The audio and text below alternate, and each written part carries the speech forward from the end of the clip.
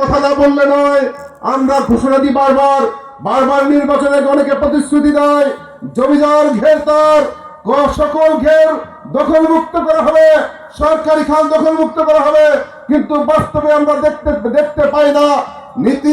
নীতির পরিবর্তন আমাদের হয় না, নেতার পরিবর্তন হয়, দলের পরিবর্তন হয়, কাজের পরিবর্তন হয় না। আজকে আপনাদের কাছে 11 দলের পক্ষ থেকে বলে যাচ্ছি, যদি এই বাগেরহাটের জনগণ 11 দলকে দাঁড়িপাল্লাকে দায়িত্ব দেয়, ইনশাআল্লাহ আগামীতে শুধু ডেবা নয়, বাগেরহাটকে সম্পূর্ণ দখল মুক্ত করা হবে। সরকারি খাল কোন ব্যক্তি হতে পারে না, সাধারণ জনগণের। যার ভালো লাগবে সেখানে জাল ফেলে মাছ ফেলবে, যার সরকারি জমি ভোগ করতে মন চায় সে ভোগ করতে হতে পারে না। এটা নিয়ম নীতির মধ্যে জনগণের জন্য উন্মুক্ত করতে হবে। সংগ্রামী ডেবাবাসী, আপনাদের বলতে চাই, আমরা সুশাসন এবং দুর্নীতি মুক্ত বাগেরহাট